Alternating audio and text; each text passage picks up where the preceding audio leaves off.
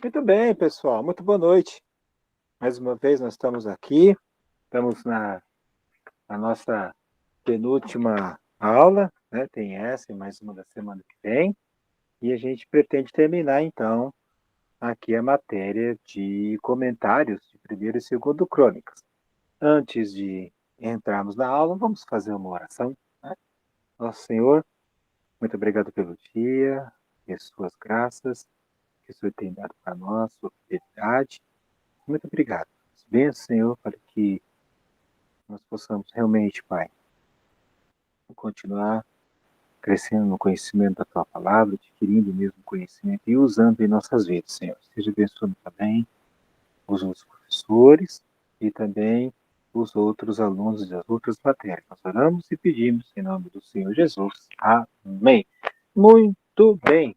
Muito bom, muito bacana poder estar mais uma vez aqui e vamos dar continuidade àquilo que nós estamos estudando. Nós vimos na nossa última aula, vamos dar um relembro aqui, né? Que daqueles reis, na sequência, né, veio o rei Acás. E o rei Acás, lá na Segundo Crônicas, capítulo 28, né, nós vimos rapidinho lá, ele não foi aquela coisa de rei, né? Ele foi mau, foi perverso, ele tudo que não era para fazer ele fez em termos de idolatria, em termos de não confiar em Deus, pedir socorro para até para os inimigos e o destaque, né? Da que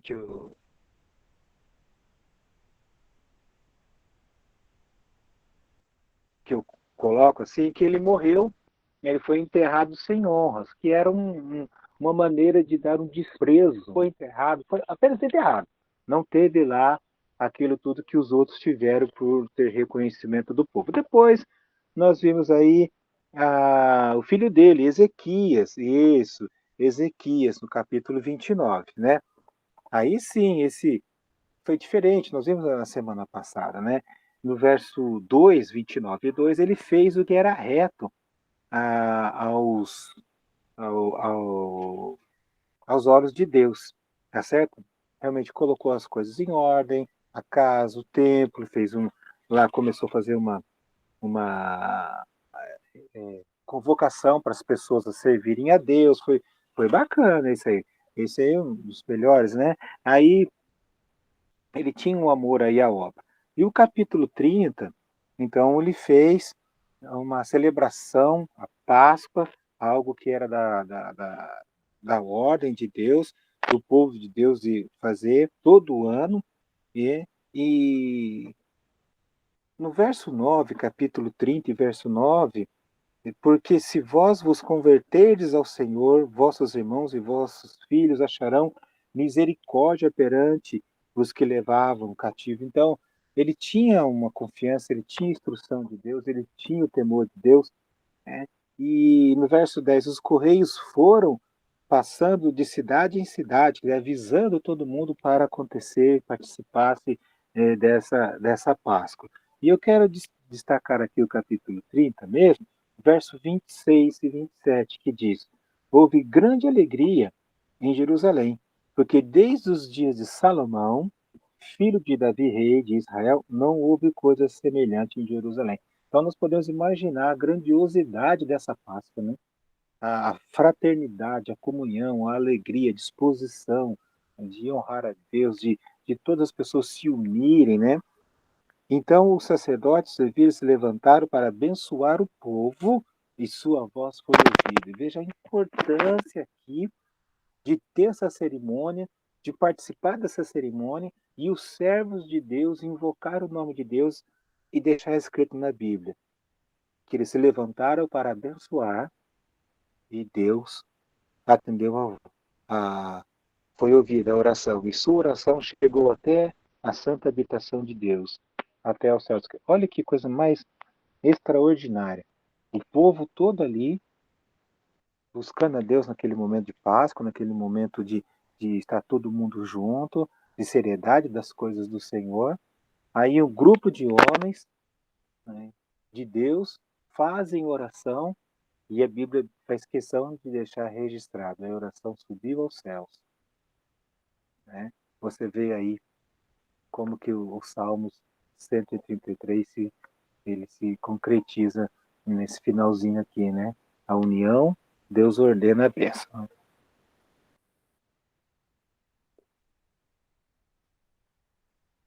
Mas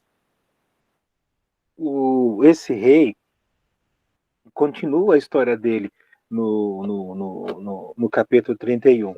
O que ele faz no capítulo? Ele continua ali ainda fazendo as reformas religiosas. Será que pode, dá para subir um pouquinho mais aí a nossa folha aí? Escreve. Isso aí. Isso. Tá bom. Então, o que foi essas reformas? Quando fala-se reforma, é aquilo que melhora, fica mais bonito, né? Uma coisa certa. Nesse caso aqui, especificamente, espiritualmente, então, o que estava acontecendo? Antes dele, e muitos antes dele, anos, décadas, centenas de anos, o povo já havia se desviando de Deus. Então, gerações não serviam a Deus. Idosos já não serviam a Deus, imagine os mais novos, né? Então, você vê aí como é que estava generalizada essa distância, né? Então, o que esse rei fez? Ele, ele pegou no capítulo 31 e no verso 1 diz: acabando tudo isto, toda a festa, toda a cerimônia, todo aquele negócio todo, todos os israelitas que se achavam ali, quer dizer, todos que participavam, né, milhares de pessoas participando desse dia de festa, saíram às cidades de Judá, cidades, quer dizer, não foi só Jerusalém, derribaram e quebraram as estátuas, cortaram os ídolos dos altares que estavam por toda Judá e Benjamim, como também Efraim, quer dizer, cada região, né, e Manassés, até que tudo destruíram. Então tornaram todos os filhos de Israel, cada um para a sua possessão, para as cidades deles. Aí você vê que aquela conscientização de cumprir aquilo, adorará somente o Senhor teu Deus, de todo o teu coração. Então isso pegou bem. Aquela geração, através do trabalho espiritual desse rei, junto com os sacerdotes, junto com os levitas, aí então contaminou todo o povo para a coisa boa, a coisa certa aos olhos de Deus. Aí, o que ele faz em diante? Ele coloca em regulamentação, em ordem e sequência, tudo o que deveria ser feito, que não poderia ter parado, no templo. Então, ele faz a reforma do templo, tira todas as coisas que estavam lá que não prestavam, ele, ele simplesmente ele está aparecendo alguma coisa do concurso aqui, bem. O edital do concurso. Voltou Então, o que ele fez? Ele resolveu, junto com os líderes espirituais, os anciãos, sabe? Ele restabeleceu essa união, restabeleceu essa moral, esse respeito, restabeleceu isso, essas pessoas, e para que elas influenciassem espiritualmente né, o povo. Mas a casa de Deus foi o centro, foi a primeira atividade dele ali. O que ele fez? Ele mandou com que houvesse tudo que tinha Davi tinha colocado. Você se lembra? Os turnos, dos músicos, das aberturas, os porteiros, aquele negócio todo. Ele colocou de volta, né? E também, né, ofertas para todos, né, para ministrarem.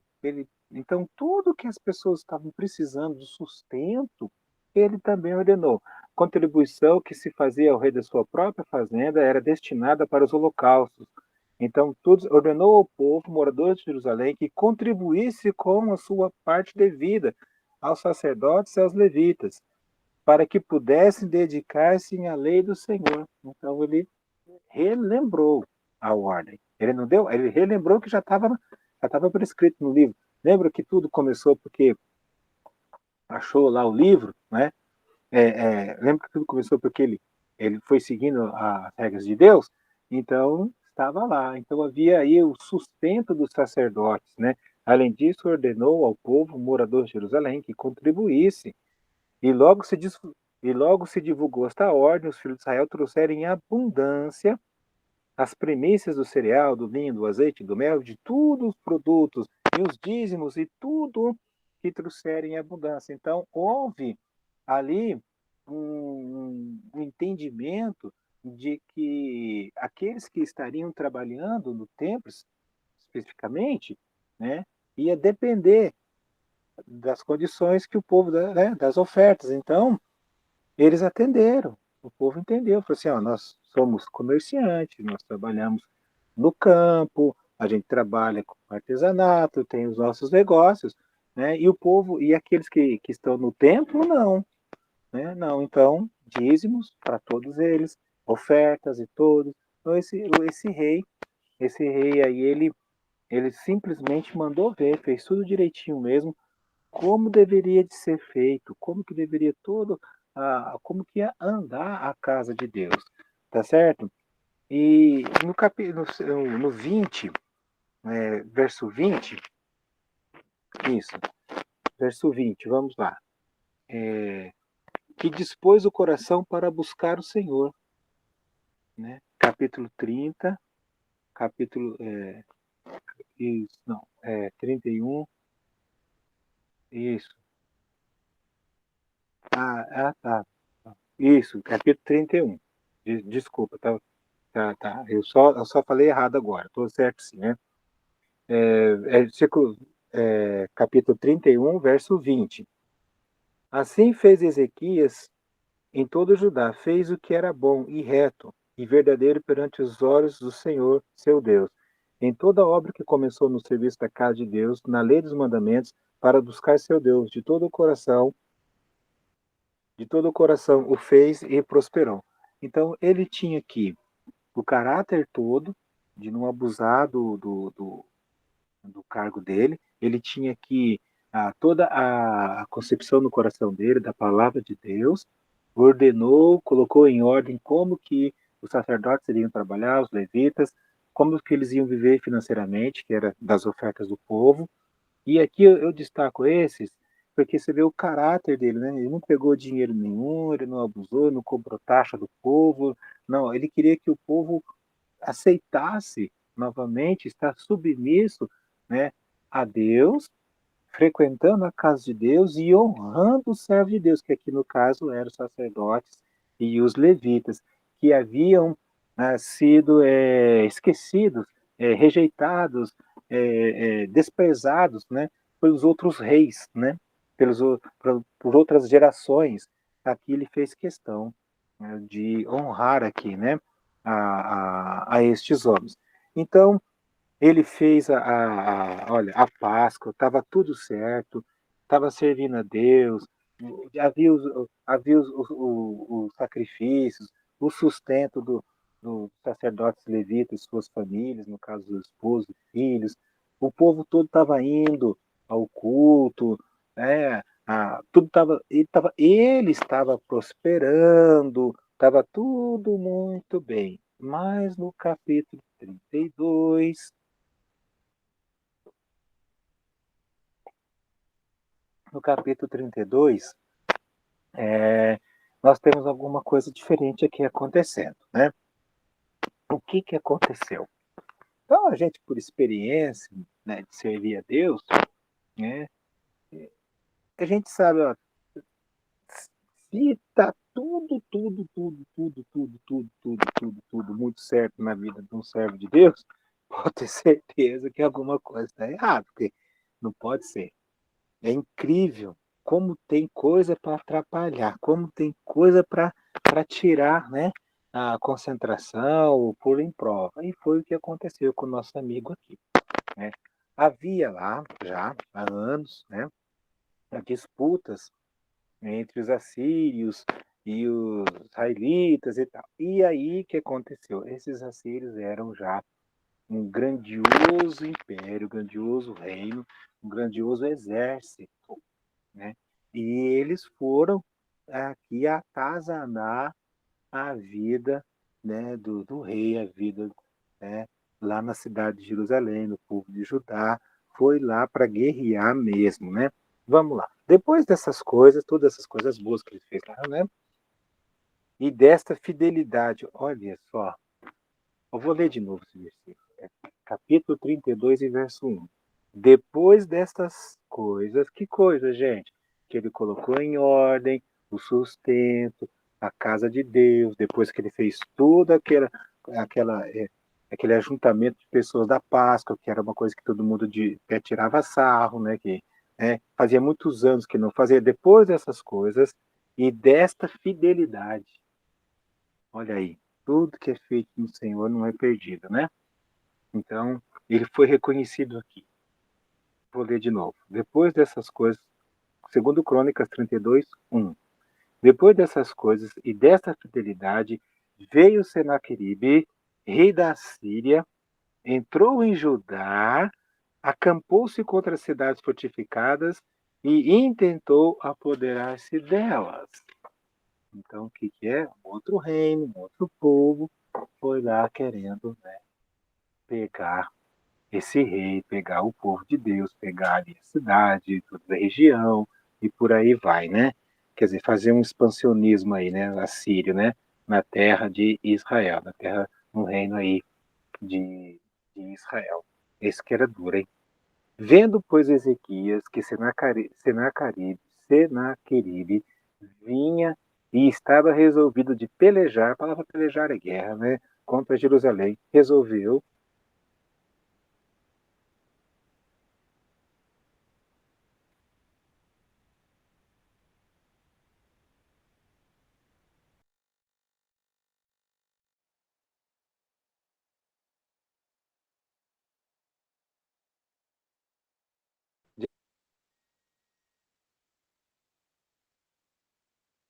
de acordo com seus príncipes e os homens valentes, tapar as fontes que haviam fora da cidade. E eles o ajudaram. Então, havia lugares, porque, pensa bem, desviar a água, tampar os poços, fazer alguma coisa, né, na tentativa de que eles não tivessem essa logística, né? Assim, muito povo se ajudou. Então, você vê aqui, ele teve ajuda, tem pessoas que o consideravam, sabiam o que estava fazendo, tampar as fontes, como também o ribeiro, que cortava pelo meio da terra, pois diziam, por que vão achar aqui tantas águas, né?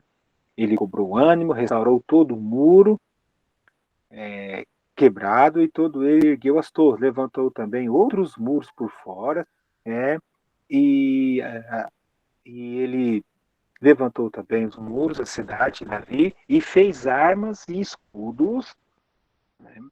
É, isso, é, armas e escudos em abundância. Então, o que ele fez? Olha, ele tentou de alguma maneira atrapalhar esse, esse reino assírio, melhorou a cidade ali, fortificou a cidade, protegeu a cidade, fez ali as armas que precisasse, né? Colocou pessoas em cada cidade. E aí o interessante, né, é que ele ele é um incentivador. Você percebeu que nas outras vezes aqui, na aula passada, eu falei que vocês façam as coisas de Deus, que não sejam como vossos pais, que foram desobedientes, né? Deus é misericordioso. Quer dizer, ele tinha já um perfil de oratória, ele tinha um perfil de discurso, e é o que ele faz aqui no verso 7, lá no capítulo 32. Ó, sede fortes e corajosos, não temais, nem vos assusteis por causa do rei da Síria, nem por causa de toda a multidão que está com ele, porque há um conosco maior do que está com ele.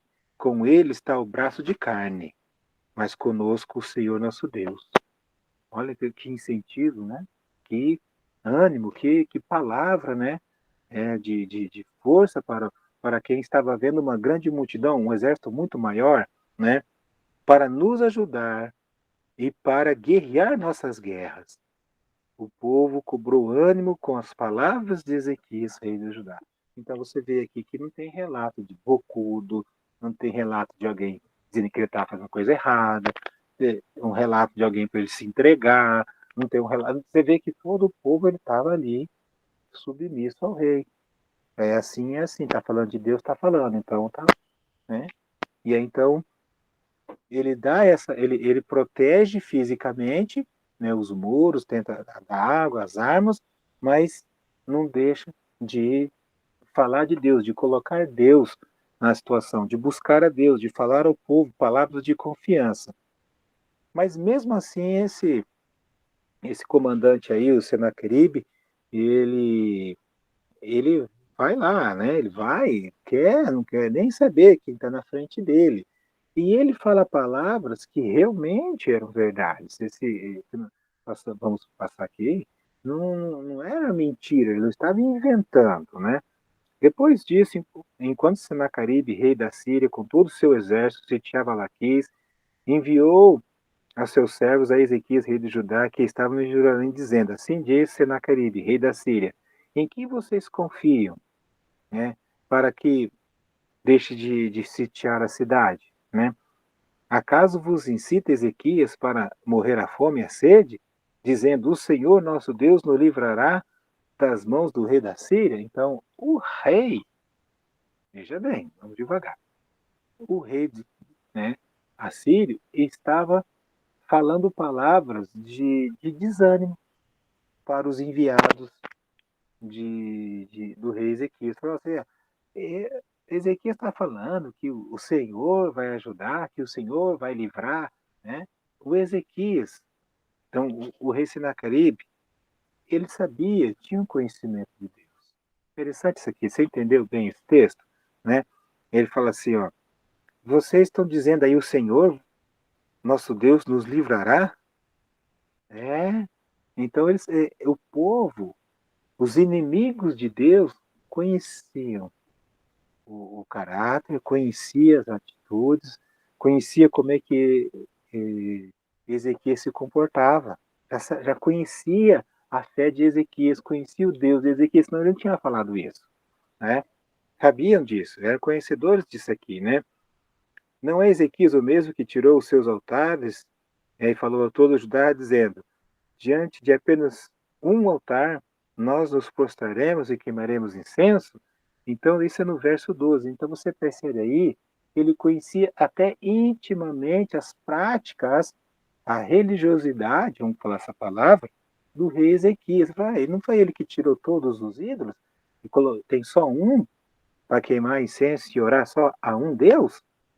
Não sabeis o que meus pais fizeram a todos os povos da terra? Que é o rei, né, Senaqueribe, né, mandando dizer isso tudo para Ezequias. Acaso puder de qualquer maneira os deuses das nações daquelas livrar alguém das minhas mãos? Isso aqui eu lembro lá de Daniel, né?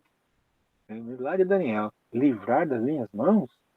Né? Então o rei, ele faz uma pressão danada, né? Ele faz e o que ele fala aqui tudo é verdade. Ele realmente ele tinha passado o trator, né, por cima dos outros reinos, dos outros povos. Ele lembra a Ezequias: acaso o Deus deles pôde fazer alguma coisa? Fizeram alguma coisa? Porque eles morreram todos. Nós pegamos tudo. Nós somos os grandes, nós somos os fortes. Nós temos um exército aqui muito maior que o seu. E eles lá, que eram maior que o seu, nós passamos por cima. Então nós não vamos fazer o mesmo aqui, né? Verso 14. Qual é de todos os deuses daquelas nações que meus pais destruíram, que pôde livrar o seu povo das minhas mãos, para que o vosso Deus vos possa livrar das minhas mãos? Ele faz um desafio. Que Deus lá fez alguma coisa. E quem é esse Deus aí que vocês estão confiando, né? Até isso ele teve que suportar, toda essa afronta, né? Ainda fala assim: agora, pois, não vos engane, Ezequias, nem vos incite assim, nem lhes dei crédito, não confia nele não. Porque nenhum Deus de nação alguma, nem de reino algum, pôde livrar o seu povo das minhas mãos, nem das mãos dos meus pais. Quanto menos vos poderá livrar o vosso Deus das minhas mãos. Então, esse camarada também, ele sabia discursar, e esse aqui, ele realmente estava falando a verdade. Ele não estava inventando, realmente. Então, ele colocou ali, apresentou para Ezequias ali o que realmente ele era: bruto de exército, um exército forte mesmo. Mas Ezequias já sabia, porque ele falou: com ele está o braço de carne, mas conosco né? Conosco está o Senhor. Isso nos faz a gente melhorar a nossa fé, confiar mesmo, né? Se entregar mesmo e esperar em Deus, né? Aí, a situação ainda continua assim. Os seus servos falaram ainda mais contra o Senhor Deus e contra Ezequias, seu povo. Falou muito mais coisas que não está aqui. Sinaqueribe escreveu também cartas para blasfemar do Senhor, Deus de Israel, e para falar contra ele. Quer dizer, o cara, né, queria mesmo o psicológico, né? Assim como os deuses das outras nações, terras que não livraram seu povo das minhas mãos, assim também o Deus de Ezequias não livrará o seu povo das minhas mãos. Foi. Falou isso. Verso 18. Clamaram os servos em alta voz em judaico contra o povo de Jerusalém. Olha só, quando o inimigo é asqueroso, eu vou contar para você. Os servos do rei dos assírios, para intimidar, para colocar pilha no negócio, vamos dizer assim, eles falaram em hebraico, na língua dos hebreus, para eles entenderem mesmo, para não falar na língua deles lá, falar na língua do idioma mesmo dos israelitas. Né? Clamaram os servos em alta voz em judaico contra o povo de Jerusalém, que estava sobre o muro, para os atemorizar e os perturbar. E estava fazendo mesmo, né? Para tomar a cidade. Falaram do Deus de Jerusalém como dos deuses dos povos da terra, obra das mãos dos homens. Porém, o rei Ezequias e Isaías, o profeta, filho de Amós, o que eles fizeram? Oraram por causa disso e clamaram ao céu. Olha aqui, né, a saída, o começo, né, da vitória. Quando é que começou? Então ele fez todas as afrontas, ele falou a verdade, o rei Ezequias não caiu na dele, o rei Ezequias não retrucou. O que ele fez? Junto com o servo de Deus, ele foi orar. Então, mais uma lição. Está com problemas, está com perigo. O que foi feito? Foi feita oração. Foi feita uma oração. Eles buscaram a Deus, né? Então o Senhor enviou. Nossa, é até gostoso. Dá até dó depois. A gente fala assim, né? A gente vê o que ele diz, conosco o Senhor nosso Deus. Então o Senhor enviou um anjo, no verso 21. Então o Senhor enviou um anjo que destruiu todos os homens valentes, os chefes e os príncipes no arraial do rei da Assíria. Então, algo milagroso, realmente de Deus, aconteceu para livrar o rei Ezequias. Gente,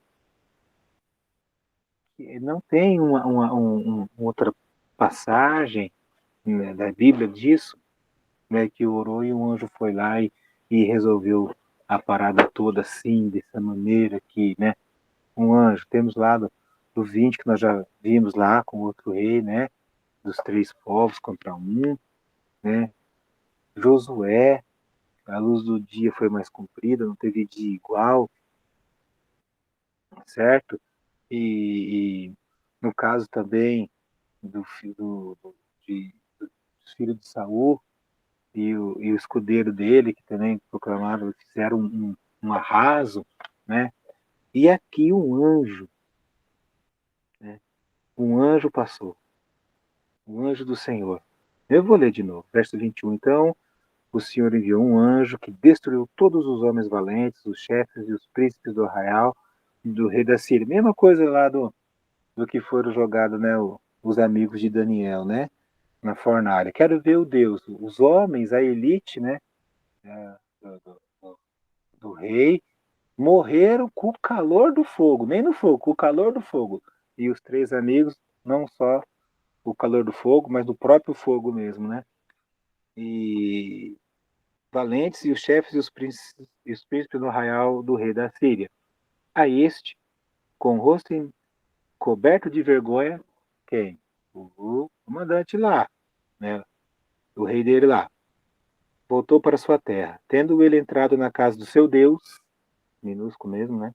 Os seus próprios filhos ali o mataram à espada. Que família maravilhosa, né? Que coisa impressionante. Eles eram muito amorosos com os outros, né? Chegou lá e os filhos mataram o pai. Que coisa triste, rapaz. Ah, não pode ser, né? Assim livrou o Senhor a Ezequias e os moradores de Jerusalém das mãos de Sinaqueribe, rei da Síria, e das mãos de todos os inimigos, e lhe deu paz por todos os lados. Olha, eles oraram por aquela situação. E o que Paulo fala em Efésios 3:20, isso aconteceu aqui. Deus deu a mais, quer dizer, deu além não só daquela situação, mas também deu paz para com os outros, né? Estava tudo bem. E aí, muitos traziam presentes a Jerusalém, né, ao Senhor, e coisas preciosíssimas a Ezequias. Olha só, as pessoas estavam honrando a Deus. Sabiam que aquilo era a mão de Deus, né? Sabiam que aquela, aquela, aquela vitória, sem sequer ter alguém pegado alguma espada e partido para cima de Sinaqueribe, né? Então eles reconheceram, teve um grande reconhecimento aqui. Muitos traziam presentes a Jerusalém, ao Senhor, e coisas preciosíssimas a Ezequias, rei de Judá, de modo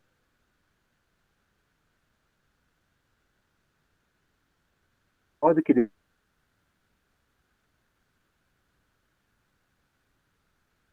depois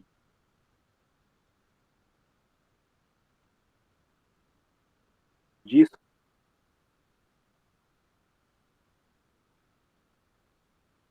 foi entendido.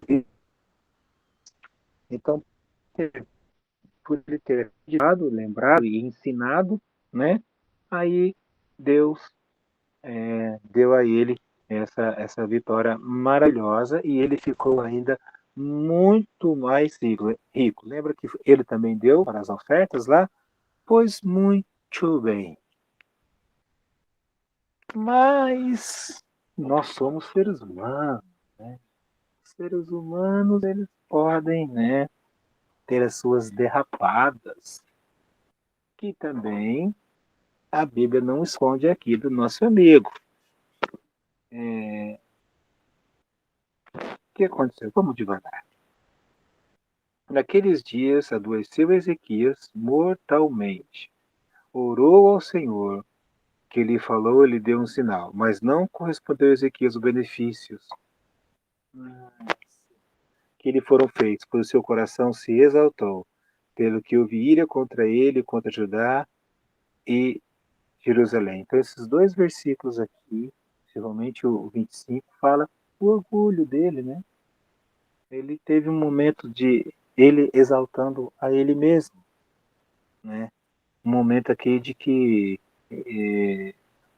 ele não corresponde. A minha tradução fala que ele não correspondeu ao que o Senhor tinha feito para ele, né?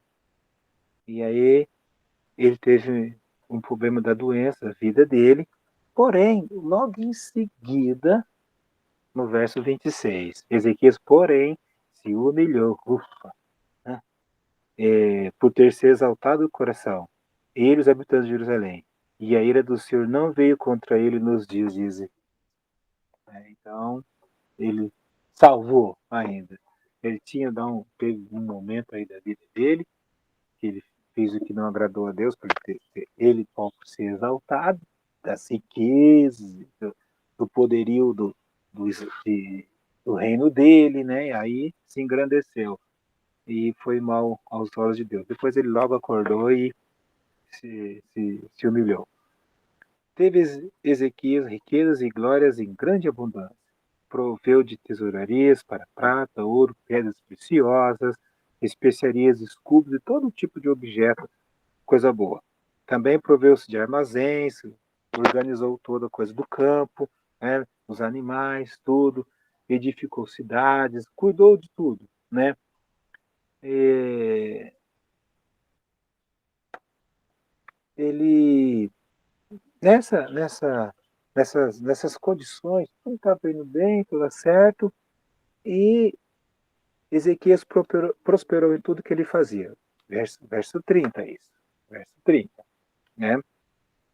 E no verso 31, ele mostrou alguma coisa aqui que não devia, né? Não devia aos babilônios. Ele pegou e, contudo, quando os embaixadores dos príncipes da Babilônia eles foram enviados para se informar do prodígio que se dera naquela terra, Deus o desamparou para provar e vê-lo conhecer tudo o que estava no seu coração. Então, os babilônios ficaram sabendo da grandeza do reino e de algo mirabuloso, diferente, o que nunca tinha acontecido ainda, um anjo ir lá e destruir um grandioso exército como o exército assírio.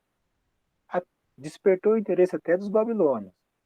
E Deus deixou ele para ver como é que ele ia ficar, né?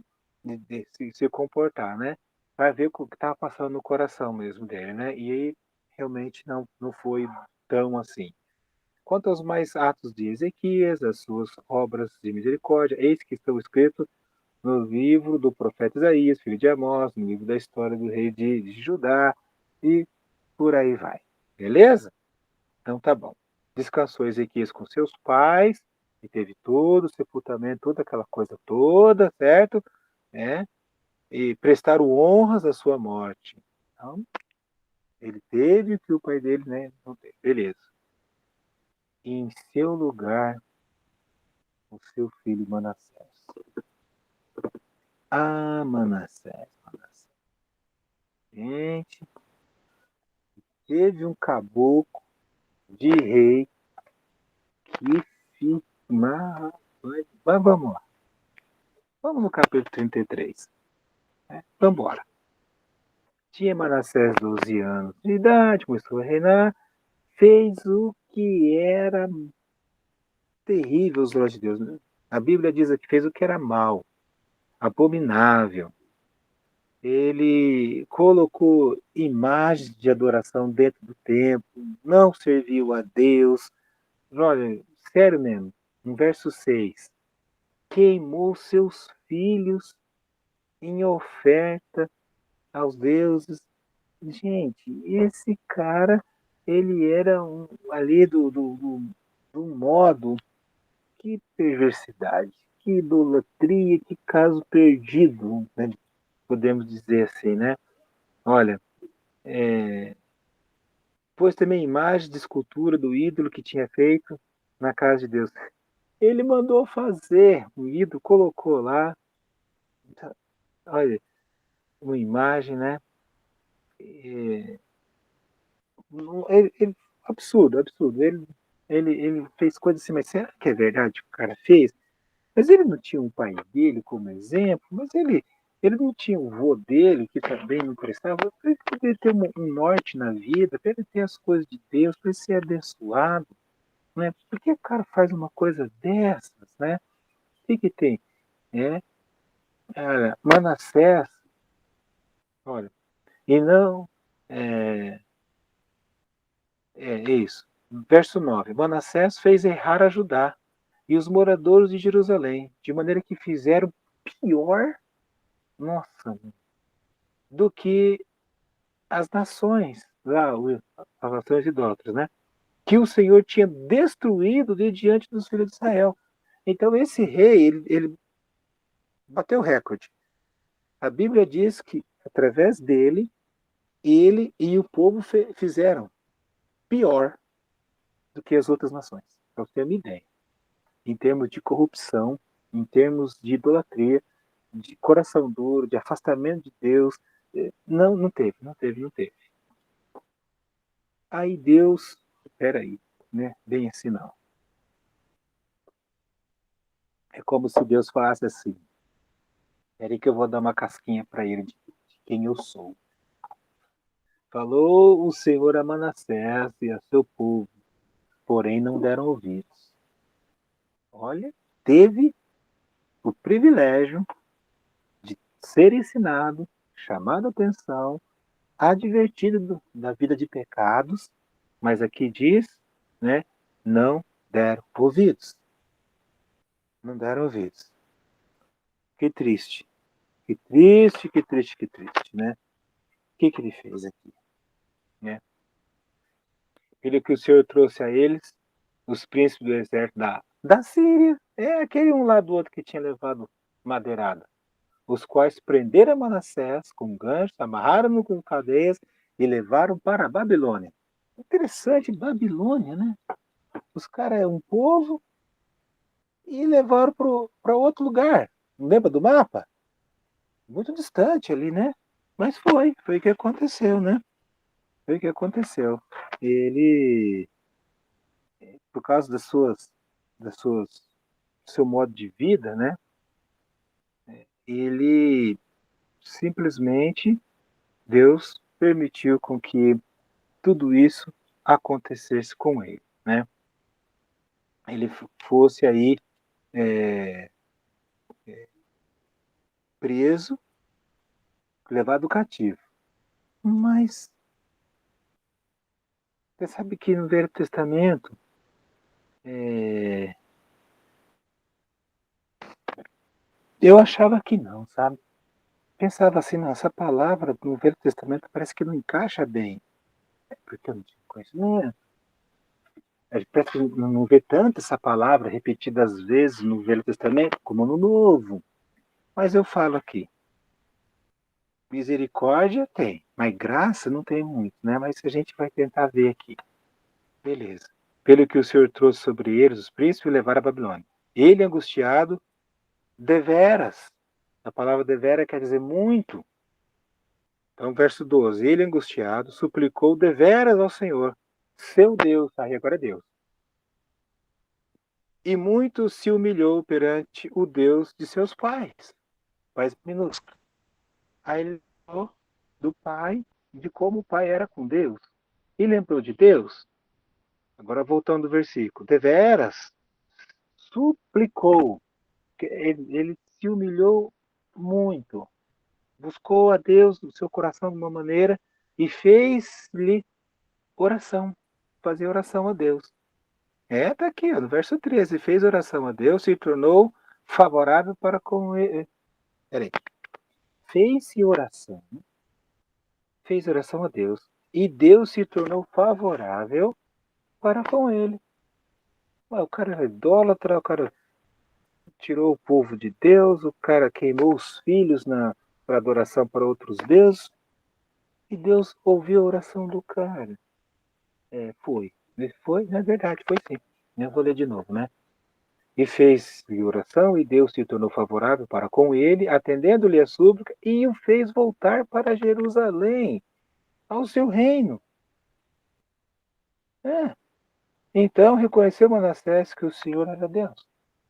Ah, misericórdia e graça, não é? Interessante. Oh, gente, isso aqui é outra lição. Olha como Deus foi bondoso com esse cara. Esse cara tinha perdido o reino. Ele tinha sido preso. Por causa dos pecados, Deus permitiu que entrasse lá no reino dele e levasse ele para outro lugar. E lá nesse outro lugar, ele reconheceu tudo e Deus deu de volta para ele o reino. E aí, depois disso, ele reconheceu que Deus, que o Senhor era Deus. Depois disso, edificou o muro da cidade, tudo. Foi abrindo, foi fazendo o que os chefes militares tirou da casa. Verso 15. Tirou da casa do Senhor os deuses estranhos, que ele não colocou, e o ídolo, como também todos os altares que edificou, né, no monte da casa do Senhor, em Jerusalém. E restaurou o altar do Senhor, sacrificou sobre ofertas pacíficas, ações de graça, e ordenou Judá que servisse ao Senhor Deus. Ordenou, aquele que ele não queria nem ouvir, ele ordenou que o povo adorasse. Mudou mesmo. É, teve, então você vê aí como que Deus ele ainda quer o bem dos seus filhos e filhas, né? Quanto mais a de Manassés, as furas, Deus e as palavras dos videntes que lhe falaram o nome do Senhor, Deus de Israel, eis que está escrito no livro dos reis de Israel. A sua oração e como Deus se tornou favorável para com ele, todo o seu pecado, sua transgressão e os lugares onde edificou atos, colocou postes de imagem, tudo, antes se humilhou, né? Eis que tudo está escrito na história do livro dos videntes. Assim Manassés descansou com seus pais, foi sepultado na sua própria casa, e Amon, seu filho, reinou no seu lugar. Então ele teve ainda ali uma consideração, tiveram com ele, né? Mas aí, né? Aí vem o, o filho desse cara, né? O filho desse, desse um, o Amon. Tinha 20 anos de idade, 22 anos de idade, começou a reinar. Verso 22, fez o que era mal, também pisou na bola, como fizera Manassés seu pai, porque Amon fez sacrifício a todas as imagens e esculturas que Manassés seu pai tinha feito, e o Senhor. Infelizmente o pai serviu de mau exemplo aqui. Né? Amon, Amon, isso é seu filho Amon, exatamente. Né? Filho desse camarada Manassés, foi, não precisava, né? Mas vai, né? Mas não se humilhou perante o Senhor como seu pai. Ah, não se humilhou, a diferença foi essa. Né? Como se humilhar. Antes, Amon se tornou mais e mais culpável. O negócio chegou num tanto que conspiraram contra ele os seus servos e o mataram em sua casa. Então, não governou, né? Ok. Porém, o povo da terra matou aqueles que mataram o pai dele e constituíram Josias, seu filho, em seu lugar. Simples assim. Esse falou assim, não, não vamos deixar não. Não vamos deixar ir né? E não vamos deixar dar a linha para pipa nesse cara não. Vamos resolver a coisa com ele já. Mataram ele. Só que os que mataram foram mortos depois pelo próprio povo. E agora, meus queridos, aqui entra o reinado de Josias, o filho desse camarada. Vamos ver, sobe um pouquinho aí. Sobe aí. Isso. Olha, esse camarada aqui, ele também, ele serve de bom exemplo, sabe? Ele já começa já fazendo a coisa certa, né? Já começa fazendo a coisa certa. Que coisa certa? Como assim coisa certa? Porque ele começou a reinar e fez o que era reto perante o Senhor, tá aqui, capítulo 34, verso 2, andou em todo o caminho de Davi seu pai, e não se desviou nem para a direita nem para a esquerda. Então você vê por aí que ele já tinha já um temor de Deus em sua vida. E o que, que ele faz?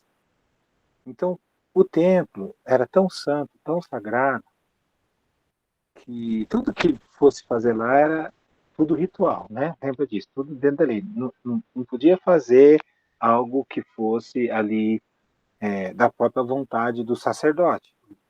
E a presença de Deus estava ali. Então tudo era muito bem organizado, tudo era muito bem ali ornamentado, tudo tinha que seguir, né, vamos falar assim, os protocolos, vamos dizer assim, né? Então, quando entravam pessoas que não era para entrar, diferente lá, ou qualquer outro objeto, era contaminação. Então ele teve que purificar tudo aquilo lá, com todas aquelas coisas que estava lá na lei, aquele negócio todo, né? De água, de sangue, de todas as coisas. Então ele purificou o templo, né? E também fez assim, porque no 8º ano do seu reinado, sendo ainda moço, começou a buscar o Deus de Davi, seu pai. Isso. E foi tirando as imagens, derribando tudo, acabando com todas as coisas que tinham lá, né? E fez as cidades, né? tudo aqueles que houvesse imagens, quebrasse tudo, não só em Jerusalém, mas por toda a terra ali, derrubando tudo. Então, o que ele fez? Ele fez reformas religiosas, ele preparou o templo, ele cuidou do templo, voltou com os servos de Deus, colocou em ordem as cerimônias e tudo. E nessa uma de cuidar das coisas de Deus, de cuidar do templo, de fazer toda a purificação, né? No 18º ano do seu reinado, havendo já purificado a terra e a casa, enviou a Zafã, filho de Azarias, a Maazéias, governador da cidade, e a Joá, filho de Joacás, cronista, para repararem a casa do Senhor seu Deus. Fazia tudo que tinha que ser feito lá. Foram a Ilquias, o sacerdote, e entregaram o dinheiro que se tinha trazido à casa de Deus, que os levitas, guardas da porta, tinham ajuntado dinheiro provindo das mãos de Manassés, Efraim e todo o resto de Israel, como também todo o Judá e Benjamim e todos os habitantes de Jerusalém. Então, aqui, novamente, ofertas e dízimos, todas as coisas para fazer o trabalho. Eles entregaram e fizeram a obra, como deviam ter toda a restauração, todo o dinheiro também, tudo que estava despedaçado, quebrado. O verso 12, perdão. Os homens procederam fielmente na obra. Interessante, né? Fica destacado, né? Que eles não abusavam, não gastaram dinheiro à toa, né? Então tá bom. E tá lá. E todos os levitas, peritos em instrumentos, músicos, eram superintendentes e dos carregadores e dirigiam a todos os que faziam a obra em qualquer sorte. Todos os levitas eram escrivães, oficiais e porteiros. Então, aqui tem outro ensinamento que muitas das vezes a gente não fala muito, a gente só vê o sacerdote, dá uma ênfase, é sacerdote, sacerdote. Mas os levitas, eles tinham a sua importância nos instrumentos, na guarda do templo, escrivão. Escrivão tem uma parte, uma importância fora do comum, eles escreviam tudo, os cronistas. Veja, o que se tem de estudo, o que se tem de registro é por causa deles, né? Como Deus os abençoou com a sabedoria para escreverem direitinho, para a gente ter aqui os relatos, né? Os escrivães oficiais e porteiros, isso eram os levitas, né? Tudo bem, estavam lá tratando de tudo aquilo quando, quando, verso 14, quando se tirava o dinheiro que se havia trazido da casa do senhor Ilquias, do sacerdote, achou o livro da lei do Senhor, dada por intermédio de Moisés. Achar o livro da lei. Então disse Ilquias a escrivão Zafã: achei o livro da lei na casa do Senhor.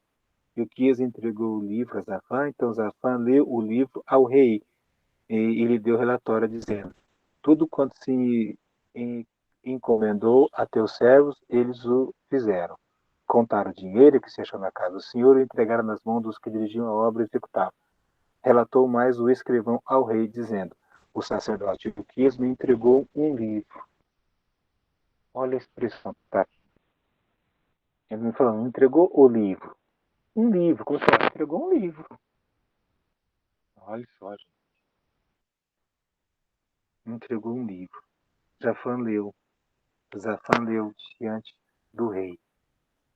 E a reação? Tendo ouvido as palavras da lei, rasgou suas vestes. Eita, o negócio não estava bom, não.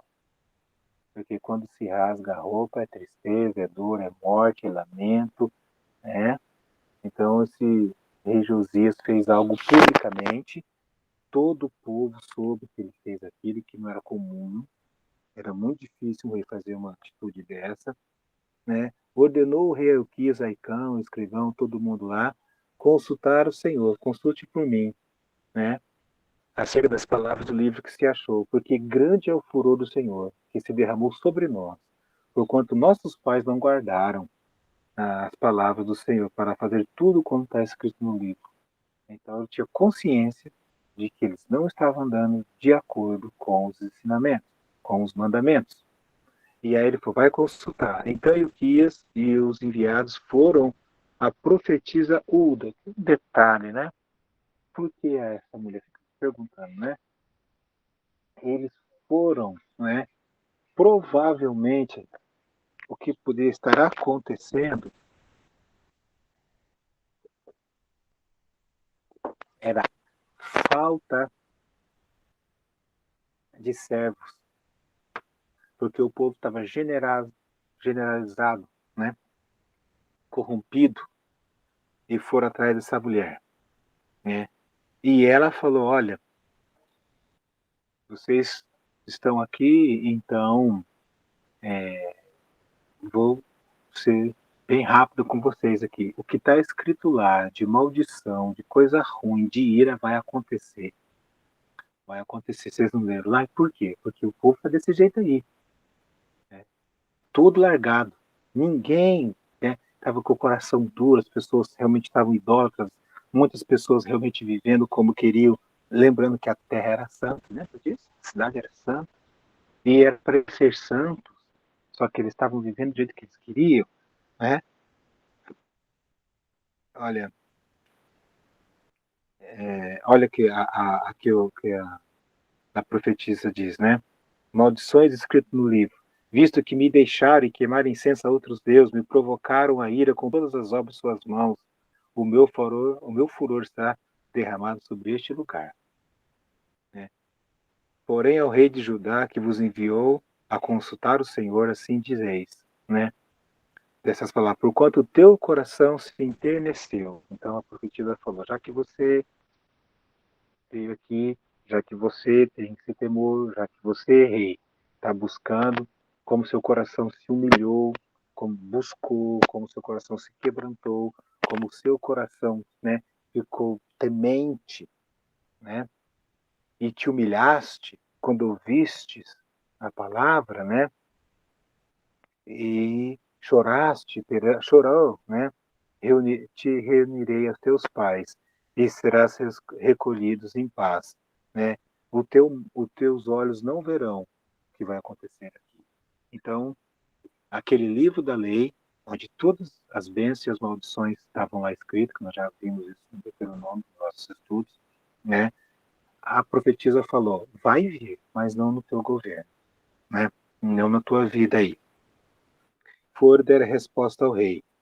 E o rei subiu à casa do Senhor, todos os homens de Judá, todos os moradores de Jerusalém, os sacerdotes, os levitas e todo o povo, desde o maior até o menor, todo mundo tem que ir na igreja. Palavras, e foram deles todas as palavras lidas da aliança que se foram encontradas na casa do Senhor. Então eles leram aquele negócio todo, foi ensinado para eles.